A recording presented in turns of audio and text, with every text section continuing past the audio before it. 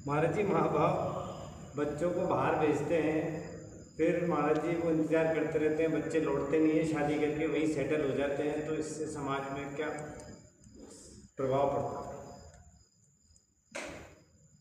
आपका प्रश्न है कि माँ बाप स्वयं बच्चों को बाहर भेजते हैं और फिर बाद में बच्चों का इंतज़ार करते रहते हैं, और जहाँ एक कहावत चलती है कि थोड़ा पढ़ा तो हर से गए और बहुत पढ़ा तो घर से गए।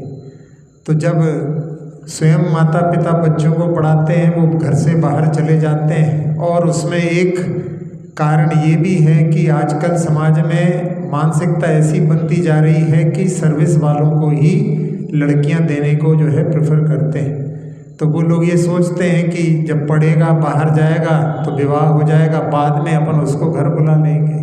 लेकिन एक बार जब घर से बाहर निकल जाते हैं तो फिर कोई लौट करके आए बहुत कम होता है। तो उसमें जहाँ उनके बुढ़ापे में जो सोचते हैं कि हमारे बच्चों के द्वारा हमारे लिए सेवा मिलेगी, तो ये उनकी जो है ख्वाब ही रह जाते हैं। तो सबसे अच्छा तरीका तो इसमें ये है कि अपना जो बिजनेस है, बिजनेस की लाइन में ही जो पढ़े लिखे बच्चे होते हैं उनको पहले ही कि अपने को बिजनेस को ही आगे, जहाँ पढ़े लिखे लोग और भी बिजनेस को अच्छी तरह से हैंडल कर सकते हैं, और बिजनेस को ही जो है मुख्यतः से जहाँ पर सर्विस में बहुत सारी ऐसी कंपनियां हैं जो उनके लिए किक आउट कर देती हैं, बाद में फिर उनके लिए बड़ी परेशानी होती है, दूसरी जगह ढूंढते हैं। और आजकल रिसेशन भी जो है, नई नई टेक्नोलॉजी आती जा रही है, एआई के माध्यम से भी बहुत सारे लोगों के जॉब जो है छूटते जा रहे हैं।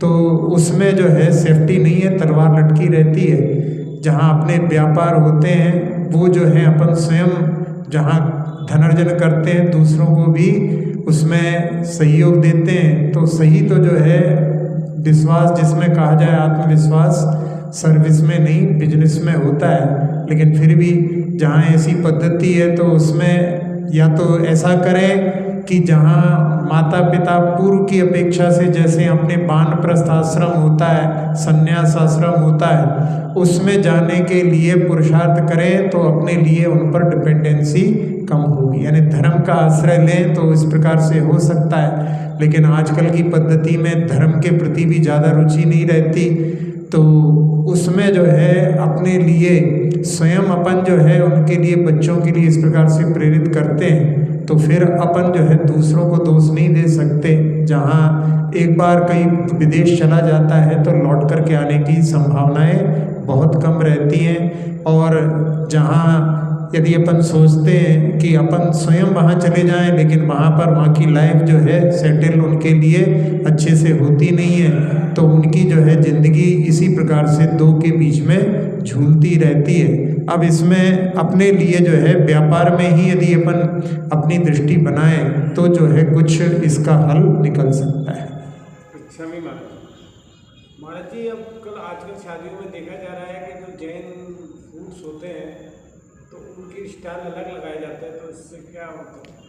हाँ, ये एक बहुत बड़ी विडंबना है कि जहाँ जैनों के यहाँ शादी होती है उसमें भी एक स्टॉल जैन फूड का अलग से लगाते हैं। इसका मतलब है बाकी के स्टॉल में नॉन जैन फूड मिल रहा है।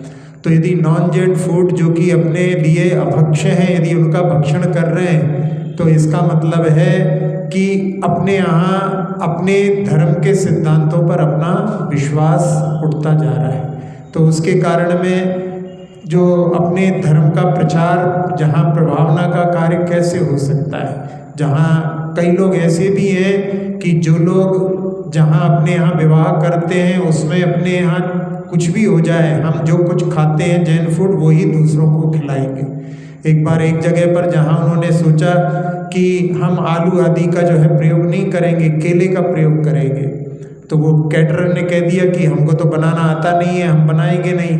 तो उन्होंने सागर आदि से किसी को बुला करके और कैटरर से जो है केले के सारे आइटम बनवाए, और जितने भी लोग आए थे नॉन जैन्स वो भी खा करके चले गए और उनको भी पता नहीं पड़ा कि ये केले के बने हुए थे। तो व्यक्ति यदि प्रयास करे तो अपने जैन फूड को जो है सब जगह जो है प्रचारित कर सकता है। जहाँ एरोप्लेन में भी जो जाते हैं वहाँ पर भी जैन फूड मिलता है, सब जगह जैन फूड मिलता है। विदेशों में भी कई जगह जो है, जब मेनका गांधी एक बार विदेश गई थी तो वहाँ पर उन्होंने कहा कि हमको प्योर वेजिटेरियन चाहिए है, इवन नॉट एग्स।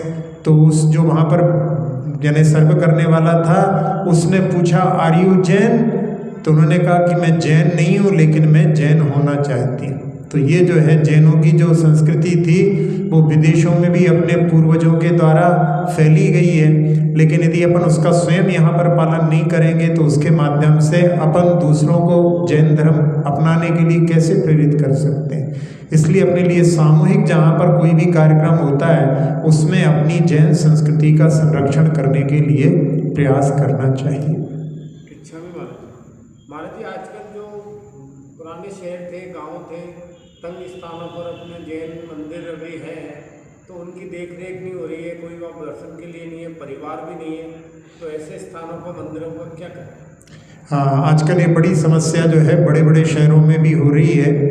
कई गांवों से भी जहाँ पर जो लोग जैन लोग चले जाते हैं वहाँ पर कोई रहता नहीं है, वहाँ भी दिक्कत है। और जहाँ बड़े बड़े शहरों में जो तंग गलियाँ थीं वहाँ से सब लोग खुले इलाकों में जहाँ पर बड़ी बड़ी गाड़ियाँ आ सकें सब लोग जो है छोड़ते जा रहे हैं। और वहाँ के जो जिनालय हैं वो वहाँ आसपास में कोई जैन है नहीं है या कम बच्चे हैं, धीरे धीरे जो है ऐसे लोगों को बेच देते हैं जो कि धर्म का जो है मर्म ही नहीं समझते बल्कि जो है हिंसा को ही धर्म समझते हैं। तो उसके कारण में उन मंदिरों की सुरक्षा का बहुत बड़ा प्रश्न जो है समाज के सामने उपस्थित है। उसमें जो मंदिर के आसपास के घर हैं उन घरों में यदि कुछ ऐसे प्रतिष्ठान बना दिए जाएं जिसके माध्यम से उनकी सुरक्षा होती रहे, या वहाँ पर कुछ ऐसे हॉस्टल्स बना दिए जाएं जिससे कि वहाँ पर जो बड़े शहरों में आने वाले बच्चे हैं वो वहाँ पर रह कर के अपने जो है मतलब पढ़ाई आदि भी कर सकें। और साथ ही साथ में जहाँ यदि जो मंदिर हैं उसके आसपास की जगह को जो यानी ट्रस्ट आदि खरीद करके उसके लिए अच्छी तरह से सुरक्षित यदि बना दे तो फिर उनको तीर्थ के रूप में भी डेवलप किया जा सकता है। लेकिन इसके जो है जहाँ यदि अपन उन लोगों को जो हिंसक लोगों को यदि अपनी जगह भेज देंगे तो उस समय में फिर वहाँ पर प्रवेश करना भी बहुत मुश्किल हो जाएगा। तो उन जो मंदिरों की सुरक्षा का बहुत सारे मंदिर ऐसे हैं जो वहाँ से कई लोगों ने जो है शिफ्ट करने के लिए भी सोचने लगे हैं। अब कोई एक मतलब एक बनता है ऑप्शन जिसके माध्यम से उन मंदिरों की सुरक्षा हो सकती है, लेकिन ये समस्या तो सब जगह आ रही है। आगे आगे इसके बारे में यदि समाज जागृत रहेगी तो ही इसका कुछ निराकरण हो सकता है। महाराज जी, हमारे जैसे संपर्क कई लोगों से होते हैं, अच्छे बुरे, संयमी असंयमी, तो अच्छे इंसान में क्या खूबियाँ होती हैं जिससे उनकी पहचान कर सकते हैं? हाँ, अच्छा इंसान यदि अपन जानना चाहें तो अच्छा इंसान वो होता है जो आत्मविश्वासी होता है और साथ ही साथ में संयमी होता है, यानी उसका जो जीवन होता है वो संयमित होता है, व्यसनों में लिप्त नहीं होता।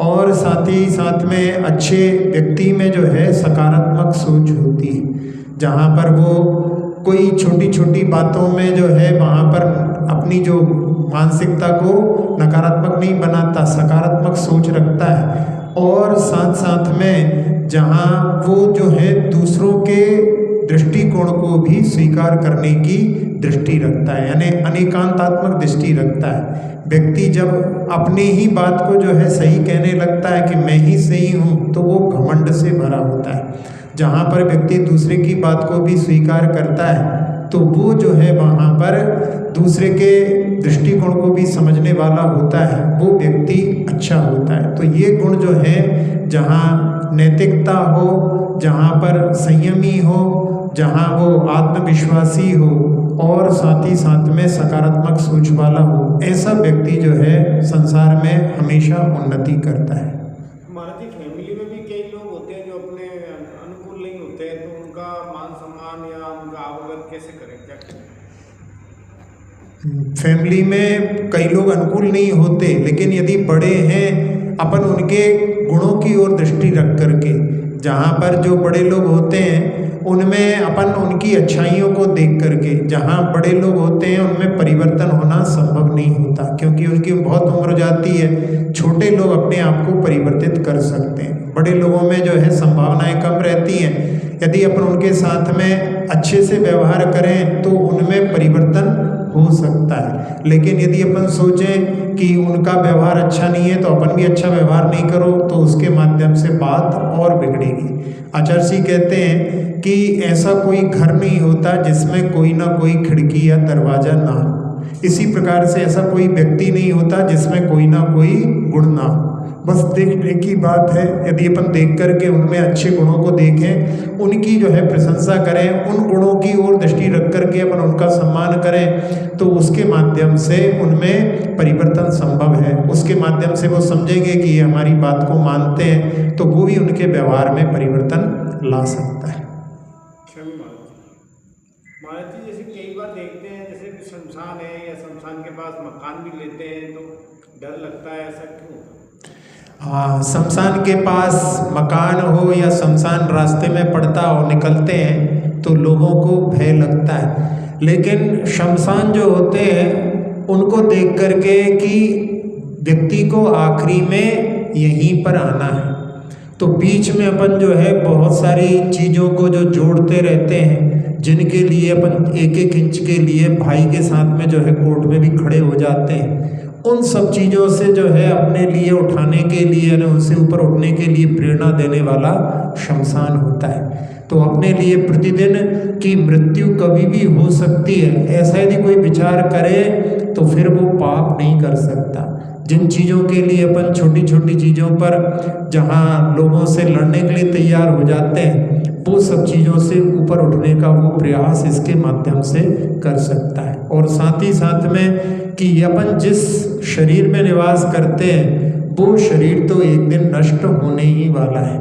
जहाँ अपनी आत्मा है वो कभी नष्ट नहीं होने वाली है, ऐसा भेद विज्ञान भी अपन उसके माध्यम से प्राप्त करके और अपने लिए इस शरीर में जहाँ अपने लिए किराए की कोठी मिली है उसका सदुपयोग करने की भी अपने लिए कि अपने लिए ये सेवक के रूप में प्राप्त हुआ है और इससे अपने को सही काम निकाल लेना है। अपने को जो है जो दास मिला है उसकी दासता यदि अपन स्वीकार करते हैं तो ये बहुत ही गलत होगा। तो ये जो है अपने को शमशान के माध्यम से ऐसा भेद विज्ञान भी प्राप्त करके उससे जो है मतलब समीचीन दृष्टिकोण बना करके सकारात्मक सोच के माध्यम से उससे भयभीत नहीं होना है, क्योंकि जो भी जन्म लेता है उसका मरण तो निश्चित होता है। लेकिन अपन उस जिस बीच के जो समय मिला है उसमें उसका सदुपयोग कर सकें, ऐसा इस देह के प्रति भेद ज्ञान के साथ में यदि अपन अपना जीवन जिएंगे तो अपन इन चीज़ों से भयभीत ना होकर के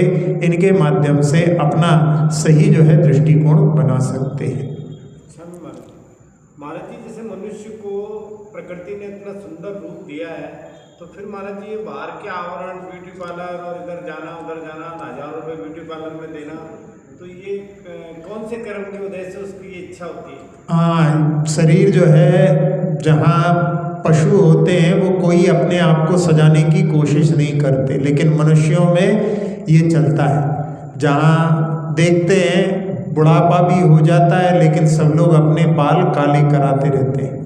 तो जो लोगों के सामने अपने आप को जो प्रदर्शन करने की भावना से भरे होते हैं तो उसके कारण में ऐसा होता है, जबकि जो नेचुरल रूप होता है वो जो है जहाँ दिखावे के लिए अपने लिए प्रेरणा नहीं देता बल्कि अपने को अंदर से जो है गुणों से भरने के लिए प्रेरणा देता है। बाहर का जो रूप है वो तो परिवर्तनशील है, लेकिन अपन अपने अंदर अच्छे गुणों को जो है यदि अपन उत्पन्न कर लें तो अपने बाहर का शरीर जो है कुछ मायने नहीं रखता। कई ऐसे जो है महान लोग हुए हैं जिनके बाहर के शरीर को देख करके लोग पहचान नहीं सकते, लेकिन उनके अंदर जो गुण थे उनके माध्यम से उनकी आज भी पहचान होती है। जहाँ पर जब अष्टावक्र जो कि जब किसी राजसभा में गए तो वहाँ पर राजा ने देख करके उनको हंसा, तो वहाँ पर राजा की हंसी को सुन करके उन्होंने कहा कि यहाँ पर भी अभी जो है दृष्टि में चर्म ही है,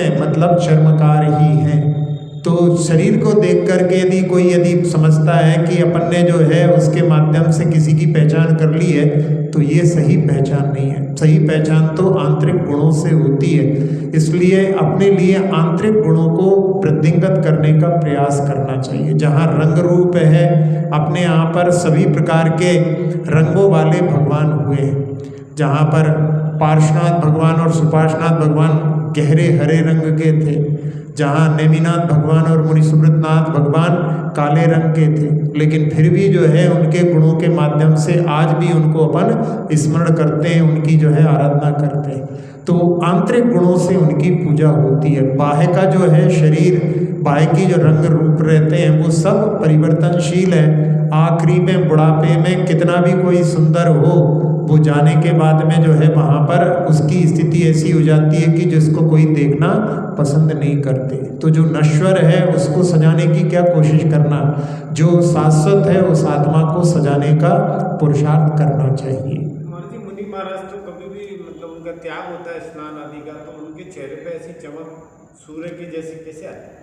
वो तपस्या का प्रभाव रहता है। उनकी तपस्या के माध्यम से जहाँ जो मतलब रिद्धियों का प्रभाव वैसे अभी इस पंचम काल में नहीं है, लेकिन फिर भी तपस्या के माध्यम से उनके जो है आदि नाम कर्म का भी एक उदय रहता है, जिसके माध्यम से उनका जो है शरीर जो है प्रभा से युक्त रहता है। जहाँ एक तेजस नाम कर्म होता है जिसके माध्यम से अपने शरीर में सभी जीवों के सामान्य रूप से कांति होती है, लेकिन जो आदि नाम कर्म होता है उसके माध्यम से विशेष कांति जो तपस्वी होते हैं उनके शरीर में होती है। जब संलेखना लेने वाले जो रहते हैं, जहाँ पर अन्न उनका जो है छूटता जाता है, यानी संलेखना में धीरे धीरे पानी भी त्याग कर देते हैं, लेकिन शरीर की कांति बढ़ती जाती है।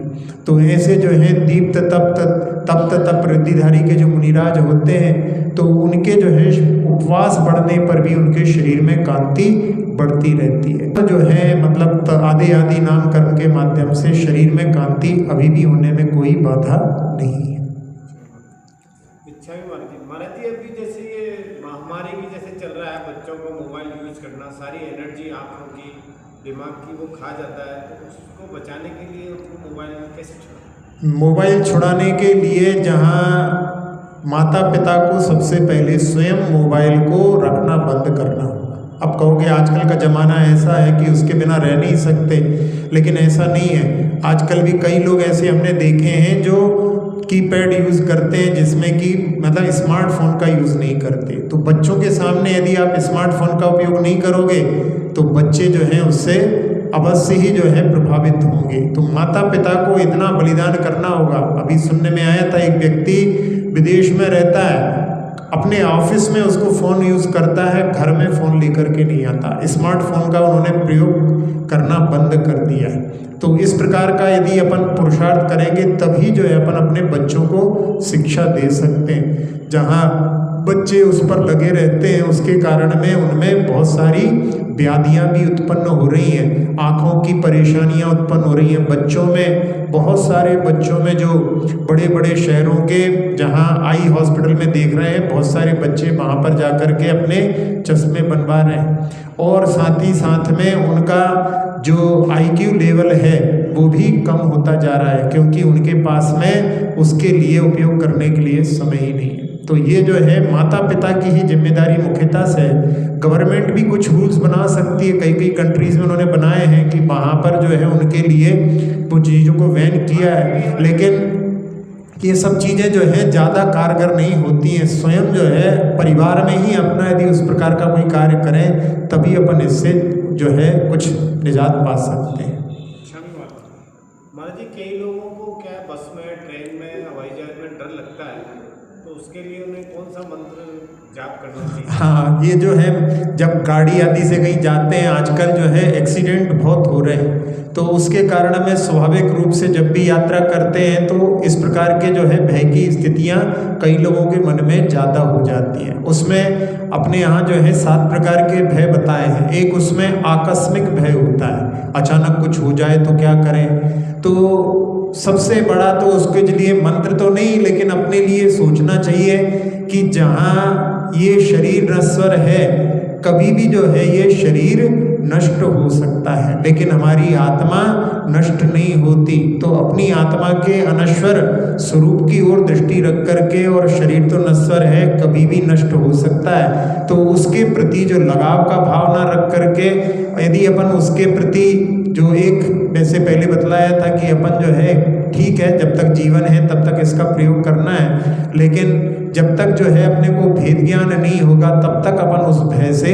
ऊपर नहीं उठ सकते। जो सम्यक दृष्टि जीव होता है वो सातों प्रकार के भयों से रहित होता है। इसलिए अपने लिए समीचीन सिद्धा प्राप्त करके, जहाँ आचार्य पूज्यपाद स्वामी ने इष्टोपदेश में लिखा है, न मे मृत्यु कुतो भीतिर, मेरी मृत्यु नहीं होती, ये शरीर की मृत्यु होती है और शरीर मैं नहीं हूँ। अपन कहते भी हैं कि ये मेरा हाथ है, ये मेरा पैर है, ये कभी नहीं कहते कि मैं पैर हूँ। तो मैं और मेरा, जैसे अपन कहते हैं कि ये मेरा घर है, घर अलग है और मैं अलग हूँ, ऐसे ही ये शरीर अलग है और मैं अलग हूँ, ये मेरा हाथ अलग है और मैं अलग हूँ, मैं इसका स्वामी हूँ, तो ये मकान है, किराए की कोठी है। ऐसे भेद ज्ञान के माध्यम से न मे मृत्यु कुतो भीति, मेरी मृत्यु नहीं होती, मृत्यु तो इस शरीर की होती है। ऐसा जो है भेद ज्ञान जब रहे तो इसका जो कभी भी जो है नष्ट हो सकता है। अब उसमें कभी कभी जो है अकाल मरण भी हो जाते हैं, कभी कभी एक्सीडेंट भी हो जाते हैं, तो कभी भी हो सकता है, क्योंकि अनित्य भावना यही कहती है कि कभी भी जो है इस शरीर का जो है नाश हो सकता है। संसार में अपन देखते हैं, अभी एक प्रसंग पड़ा था, उसमें एक वृद्ध व्यक्ति जहाँ कुछ लोन लेने के लिए गया, तो उसको जो यंग अधिकारी था उसने कहा कि आपको लोन हम नहीं दे सकते। तो उसने पूछा क्यों?